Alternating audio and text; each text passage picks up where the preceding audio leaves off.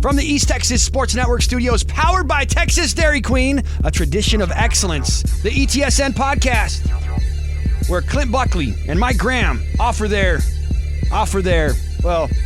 they just talk. It's the lowdown on everything high school football in East Texas. And now, Clint Buckley and Mike Graham. It's win or go home. Everything that took place from early August through the first week of November has been building toward this, the Texas High School Football Playoffs. Welcome to this week's playoff edition of the ETSN.fm podcast. I'm Clint Buckley, and I'm joined as always by Mike Graham. You ready for this? Oh yeah, these are my 6 favorite weeks of the entire season, and it's been that way since I was about 8 years old. There's nothing better than playoff football, especially 6 weeks of playoff football, which is something you won't get at any other level. Well, for the first time ever, all 11-man classifications in the state have 4 playoff representatives from each district, which makes everything more exciting for the fans, but also creates a lot more work for people like us. We obviously won't be able to get to all the games over the course of this show, but we'll do our best to highlight what we feel like are this week's most intriguing first-round matchups, and a little bit later, we'll give our state title predictions in each of the brackets, 6A through 2A. Let's get right to it. I guess we'll start with not only a playoff rematch from a season ago, but one of the best and longest rivalries in all of East Texas, Longview versus Lufkin. It's the 4th meeting in 2 years. The last 2 games have been decided by 1 point, both in Longview's favor. What are your reads on this game? Well, I'm excited for it, and I think that they match up very well, just like they did in week 1 of the regular season. I expect it to be a close game. Obviously, the past 2 games have been nail-biters, and I think that Lufkin's improved dramatically. And I'm excited to see Longview get tested because I think that 16-5A overall, in retrospect, turned out to be the tougher district top to bottom compared to 15-5A. Yeah, and you make an interesting point about Longview getting better since the beginning of the season, and I think that's true for both teams. Longview is improved a great deal, I think, offensively. Their defense has always been strong. That's been a constant of theirs since the beginning of the season. But their offense has played much better since the beginning of the season. And I think Lufkin's defense has turned a major corner since non-district. I mean, Lufkin gives up 38 points per game in their 3 non-district games, but in district, just 14.5, and that's not including the Ennis game, which technically goes down as a 2-0 win via the coin flip, but we're not going to count that because obviously they didn't play on the field. So, just like last year, I think they're 2 completely different teams since week 1. I mean, you saw the season opener last year. Lufkin kind of dominated Longview. Longview had gotten off to that 0-2 start. It had been a long time since they had started a season off that way. And then Lufkin looked like they were going to do the same thing to Longview in the playoff game last year. They went up 28-0 in the second quarter, and it took just a epic comeback from Longview, and then obviously the 2-point conversion that will live on and Longview Lufkin lore for years to come that allows Longview to come out with that win. I think 43-42. I don't know if we're going to get that kind of game Friday night as far as a huge comeback, but I think it's going to stay. It's going to stay relatively competitive for all 4 quarters. We talk about Longview's improvement on offense, and they've always been able to run the ball. That's no secret. Especially since John King has been running the show over there. But something that has been a little bit different for them this year is the amount of players that have contributed to their offense. I mean, Tylen Miller has been doing his thing. I think he still leads the team in rushing. He had to miss a few games during district play because of a nagging injury, but he's back. But they've had some other guys step up and really contribute. You got DeCraven Polk, Braylon Anthony, who's really come on the last couple of weeks. Do you know he's averaging almost 17 yards a carry? Yeah, it's something else. I'll tell you what, though. I think that where Longview has improved the most since the beginning of the regular season is the quarterback play and the passing game in general. You've seen their numbers kind of. They've improved exponentially over the course of the season. I think they're a much better passing team than they were the first time they met Lufkin. Yeah, and they're not going to throw the ball a whole lot, but I do generally agree with that point. Michael Ross, his first year as their starting quarterback, has obviously progressed very well since the beginning of the season, and he's got a couple of targets that he's been able to rely on, mainly the tight end Jordan Wyatt. I mean, he doesn't have too many catches, but I think like over half of his receptions have gone for touchdowns. So whenever he's been targeted in the passing game, he's usually come away with 6 points for Longview. So while they're not going to light up the air with long bombs down the field, when they do decide to throw, they've been a lot more efficient, I think, than they were at the beginning of the season. And you look at Lufkin, they've been pretty consistent on offense the whole season. They really haven't gone through a bad stretch. They have really stayed pretty much the same. They haven't really improved a whole lot if you look at their stats. They've kind of stayed steady, and that's not necessarily a bad thing because their offense has been good. Cordell Rogers, his first year as the starting quarterback, is kind of driving that engine. He's got a couple of nice underclassmen receivers to work with Dalen Phillips and Malik Jackson and Jeremiah Davis and a few others. But it's been the defense that's really turned it on for them. I mentioned, their struggles in non-district. They gave up 42 points in the first half against Tyler Lee, and went into halftime or were down 42-3 at one point and had to come back and win. Gave up 49 points that week, and then 44 the next week in Shreveport against West Monroe. But they have really turned it on in district. Like I mentioned, just 14.5 points per game since district play began. And that speaks to, I think it speaks to their new defensive coordinator, Jason Holman, who came over from Chapel Hill over the offseason. I think he's really made a big difference, and it helps having Boone Massey rushing the passer and getting after into the run game as well. No kidding. And I think that this game's going to come down to aggressive plays. Last year in the bi-district game, John King goes for a 2-point conversion. I mean, I don't think it has to be that dramatic, but I think that you're going to have to create some opportunities for yourself in this game because they seem dead even on both sides of the ball. Yeah, and we hear people say it all the time. In games like this where the teams are so evenly matched, it's probably going to come down to mistakes, turnovers, penalties, in key times in games, at key moments in the game. So I expect a really good game. We know it's going to be a packed house at Rose Stadium in Tyler. I'm looking forward to covering this game again. It should be a lot of fun. But there's another game I think that we ought to talk about in 5A, and that's in Division II. This one really catches my attention because I think it could go either way, and that's Marshall against Lindale. Yeah, really excited and thrilled that I got this game. I think that Lindale is one of the most overlooked teams in the entire region.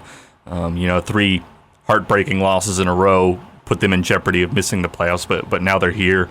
They're probably playing their best football, and they have some matchups that will make the game complex for Marshall when Marshall has the ball. Speaking of when Marshall has the ball, I guess we're going to find out how much of a factor not having 4-year starting quarterback Justin Hart is to that offense, because the first game that they were without him a few weeks ago against Texas High, they only scored 7 points. Now, I know that it was a driving rainstorm up in Texarkana, and it's a grass field, so they're probably not the best playing conditions. But Marshall, their next 2 games were against Mount Pleasant and Sulphur Springs, so not exactly a great barometer to see how the team is going to respond to playoff-level competition without a player the caliber of Justin Hart. And Lindale's defense, I mean, I don't think it gets enough due. I mean, that to me, that's what's kept him in contention all season long, and that's what kept him in those games, even though they were on the short end of 3 in a row like that we mentioned. It was their defense that kept them in the game, and that could be a problem for Marshall's offense, especially if they're forced into being one-dimensional. Yeah, and I think that obviously the Mavericks will be a little more one-dimensional without Justin Hart in the passing game. Love Cameron Holler. I mean, he's an awesome player and a good thrower and an even better runner. But I think that he'll play into what Lindale is trying to accomplish on defense, which is stop the run first. And then rely on a decent secondary to go with an outstanding defensive front. I think that it's just it's going to be tough. It's going to be tough to gain yardage on the ground, and I think that Marshall will ultimately have to throw. Now, they've got some great receivers, but does Holler have the connection that Hart did with Trell Patton and Jaquavian Dabbs? That's the big question. Yeah, I mean, I've only seen Marshall once this year, and it was when they were at full strength. They beat Longview, and Justin Hart was a big reason for that. I mean, Haller and the running game with Chavis Mills kind of closed the door on Longview in the fourth quarter by converting some key, 3rd and 4th and short situations. But they got out to a big lead in the first half because of their passing game. First play of the game, Hart hits Jaquavian Dabbs for I think a 65-yard touchdown, and they had another big touchdown pass to I think Trell Patton in that game that went for maybe 70 yards. So it's going to be interesting. I don't think this is going to be a very high-scoring game because Lindale's offense has not been quote unquote. I mean, they haven't been the explosive type. I mean, no, they've done enough to win some games, but they're not hanging 40 or 50 points every week on anybody. They're very steady. The probably the best offensive player is Ryan Taylor, who's got about 1,200 yards now and just kind of bruises up the middle. And they slowly but surely gain yardage, and then they create big plays off sweeps and stuff. But passing, just like Marshall, probably, there are better teams in the playoffs than these two teams at this point. And I agree with you. I think we're looking at probably like 6 scores, 7 scores in the entire game. Yeah. I mean, I wouldn't be shocked if it was something like 24-20 or even 21-17 or something like that.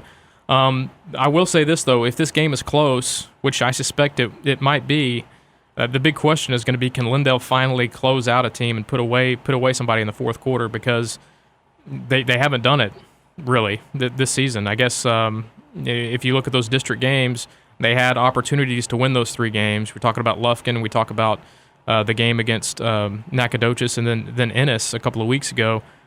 I had chances to close out those games and couldn't get it done. Will they be able to this week? I guess we'll find out. It'll make a good article if they did. Yeah, it will. One more big game I think that we ought to talk about real quick is going to be in 4A Division II. To me, this may be the most intriguing of all of the bi-district games, at least from my point of view, and that's Bullard against Atlanta. Bullard could be playing better than anybody in East Texas right now, at least at the 4A level. They almost snapped Gilmer's win streak a couple of weeks ago, and they've won 4 out of their last 5 games entering the playoffs. You saw them against Canton last week. What do you think about Bullard?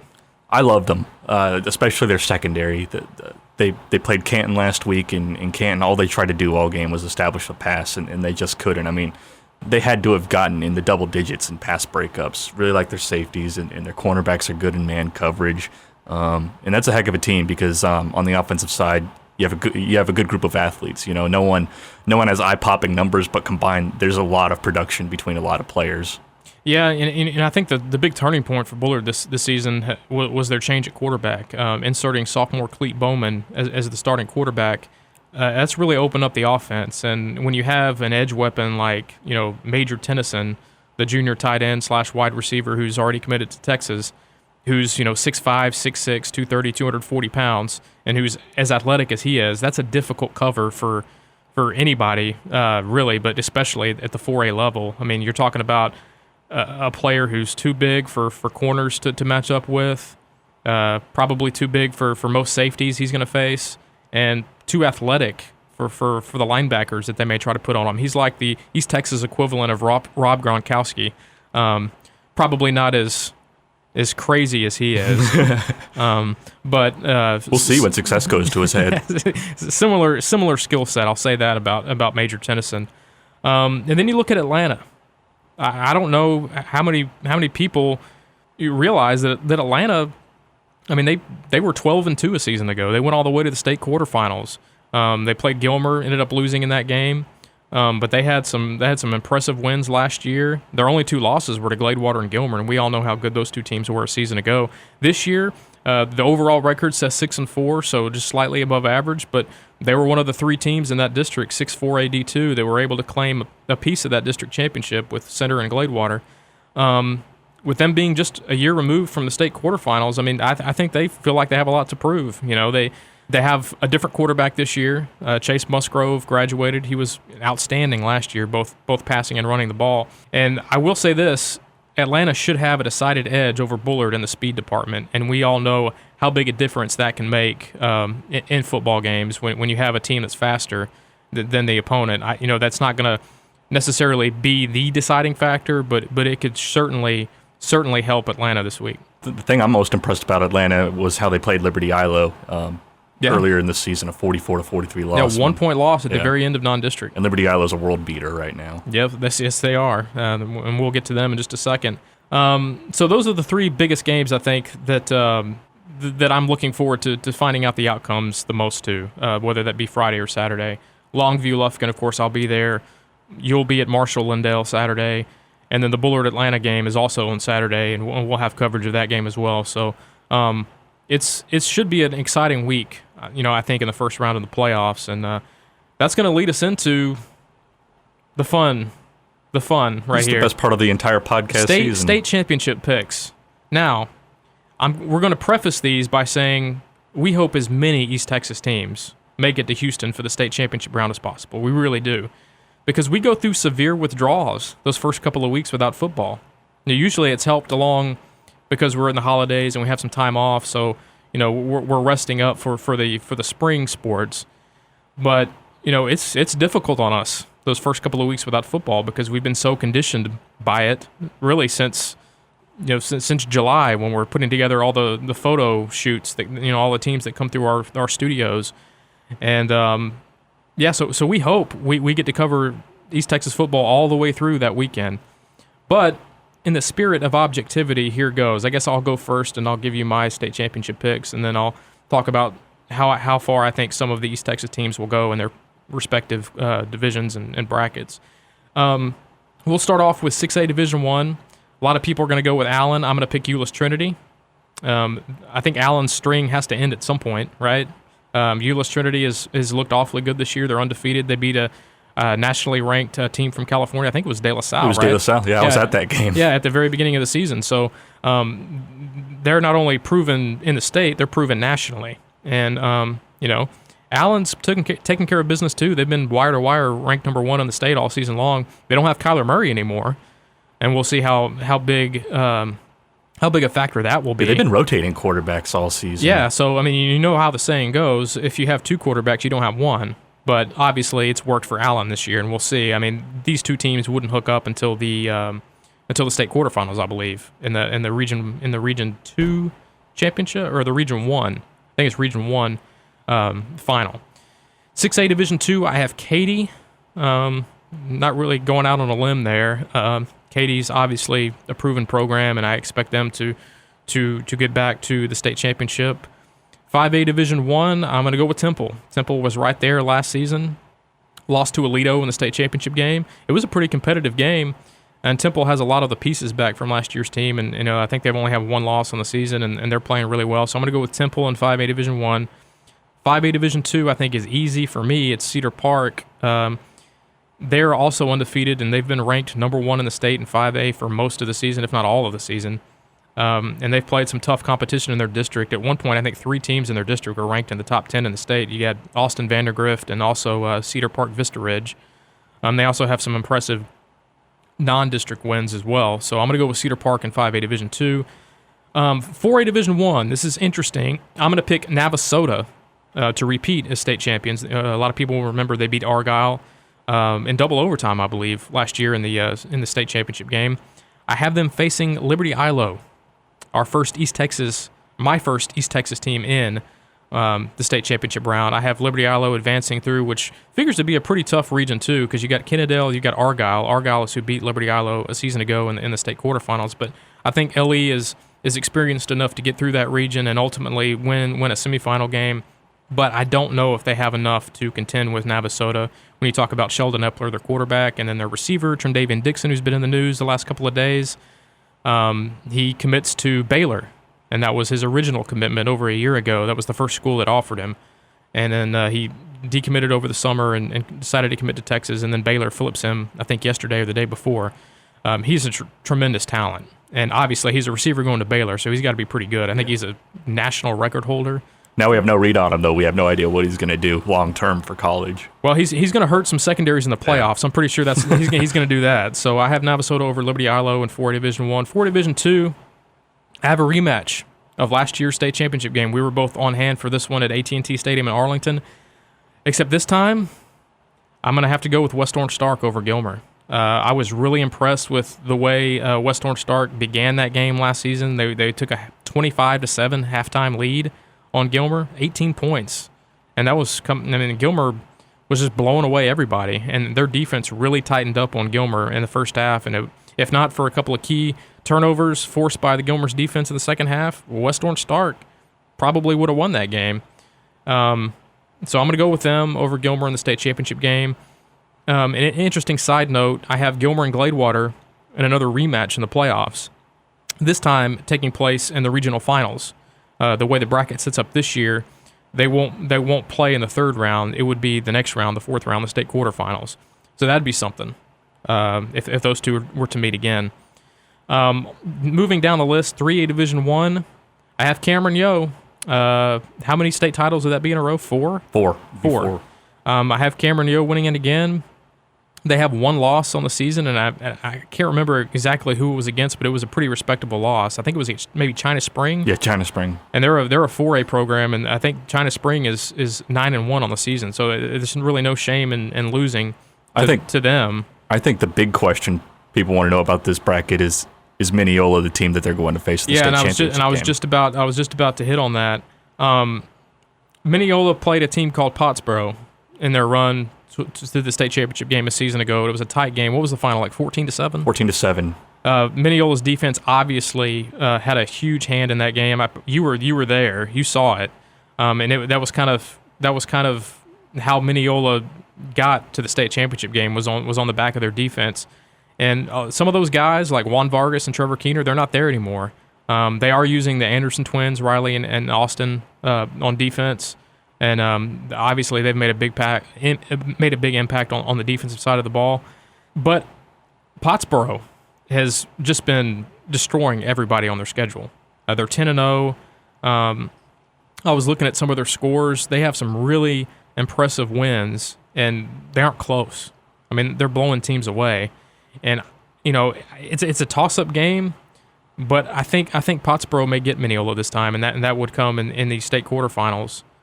So I have Yo winning, but I have Mineola failing to get back to the state championship game. I have them losing to Pottsboro this year in the rematch from last year's regional playoff game. Now, 3A Division II, I'm finally going to pick an East Texas team to win. I'm going to pick Wascom. And if you've paid attention to what Wascom's been doing this year, you could make a case that they're playing better than they ever did at any point last season. The teams that they played last year, they're playing the same teams this year in the regular season, and they're beating them worse than they beat teams a season ago. It's been really remarkable to see what they've done, especially with the graduation losses that occurred. Kevin Johnson, Junebug Johnson, Sean Benton, their quarterback Trace Carter, all gone to graduation. They still got Chan Amy, they still got Mike Reason, they still got Trey Stevens, key members of that team. Dylan Harkrider's done a nice job replacing Trace Carter at quarterback.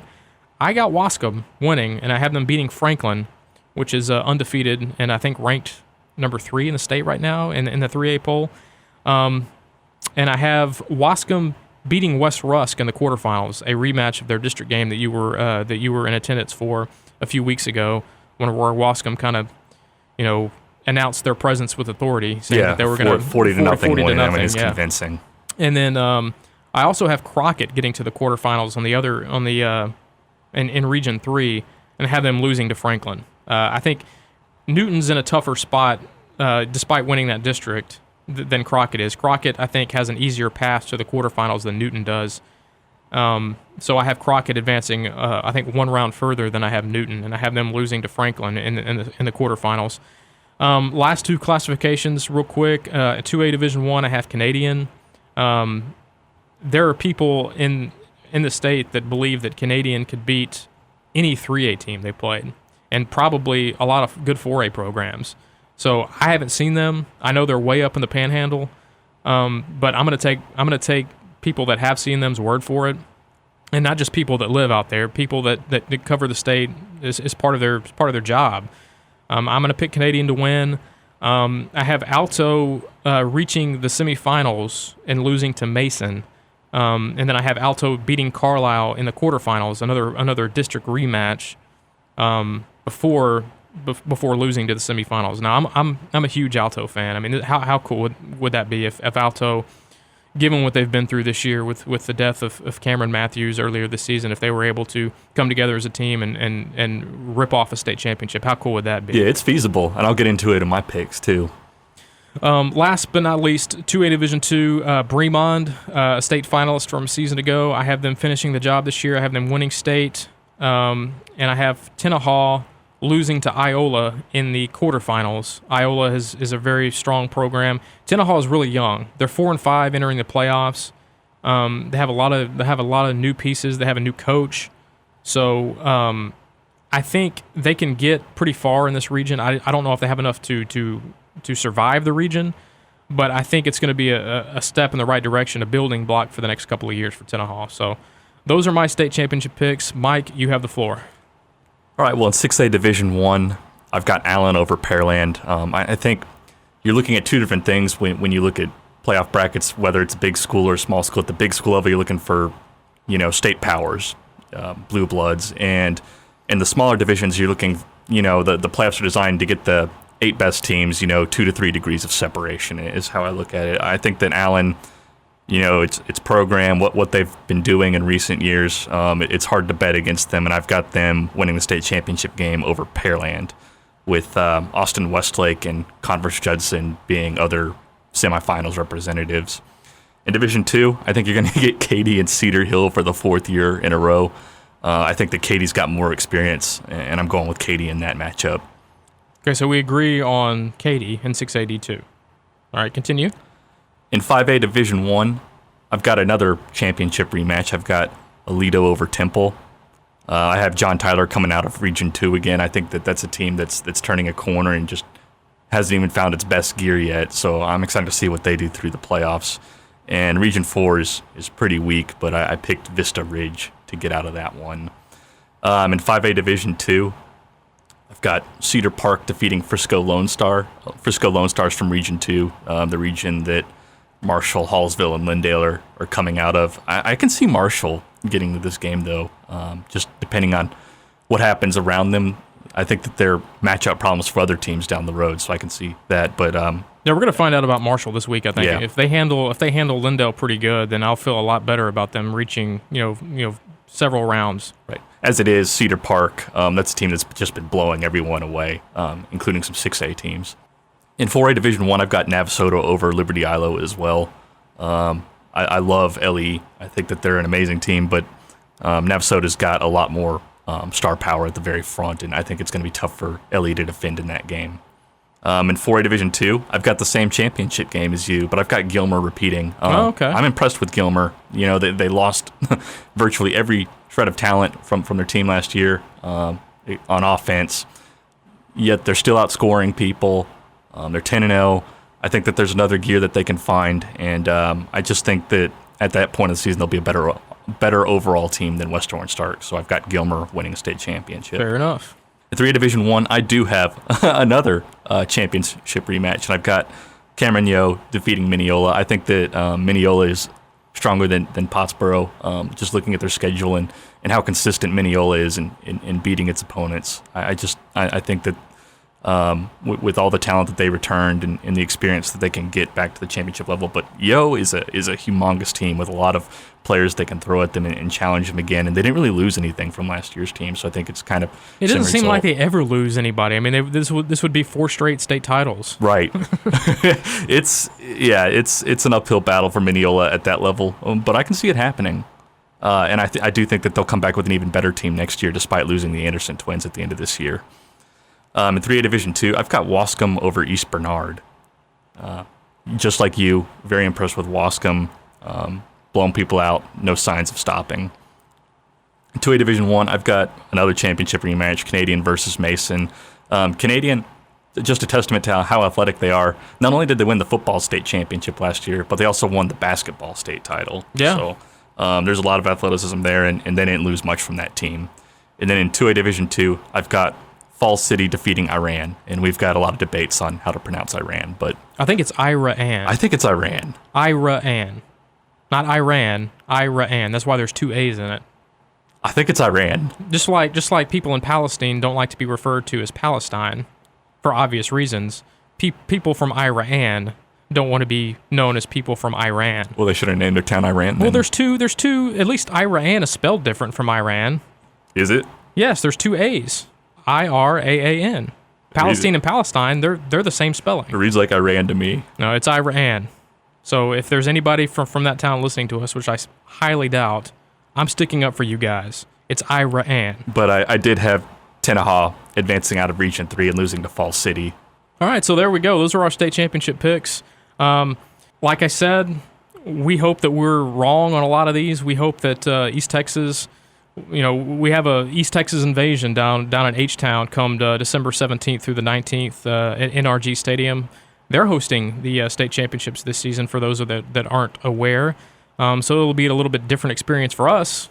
having been to AT&T Stadium the last several years. Before we get out of here, we want to give a quick shout-out to our offensive and defensive players of the week from last week, and I guess we'll start with offense. And congratulations are in order for Texas High running back Jacardi Witcher, 11 carries, 250 yards, and 3 touchdowns in the Tigers' 35-3 win over Mount Pleasant. Witcher's been kind of an underlooked running back in this area. If you look at his numbers, I mean, he's almost at 1,500 yards. That's about 150 per game. And with what Cade Pearson and the passing offense has done, him and Quan Hampton, the receiver, Witcher has been a very, very productive back in East Texas this year, and one of the biggest reasons why Texas High was able to claim a piece of that 15-5A district championship. Yeah, technically he's the most productive back out of a truly balanced pro-styled offense in East Texas. I agree. I'm excited to see if he gets any late interest from college, because I think he's worthy of that. Yeah, he's a little on the short side, but you can't knock his production, that's for sure. Now, our defensive player of the week is Malik Estelle, a linebacker from Hooks. Yeah, Malik, in a district championship game, 2 4-0 teams going up for the district title, turns in a performance of 31 tackles. That's absurd. 31 tackles. 3 for loss and 1 sack, and Hooks defeats Paul Pewitt by one possession to win the game. So I mean, that is just a testament to his work in that game. That's probably the best performance we've seen out of anyone this season in terms of sheer tackling. Defensively, yeah. I mean, and don't look now, but the Hooks, they're 9-1. They've won 9 in a row. They've got a good test this week against ARP in the first round of the playoffs. I'm interested to see how that game turns out. But congratulations once again to our Texas Dairy Queen ETSN offensive and defensive players of the week, Jacardi Witcher from Texas High and Malik Estelle from Hooks. That's going to do it for this week's podcast. We've got several games Thursday and a few on Saturday that are sandwiching all the action Friday night. So to get you ready, please visit ETSN.fm for all the latest playoff news. If you have any questions or comments or complaints, you can find either one of us on Twitter. I'm at Clint Buckley and Mike Graham is at Mike_ETSN. Good luck to all of the teams this week, and hopefully we'll be talking about you guys next week. For Mike, I'm Clint, and we will speak to you all soon.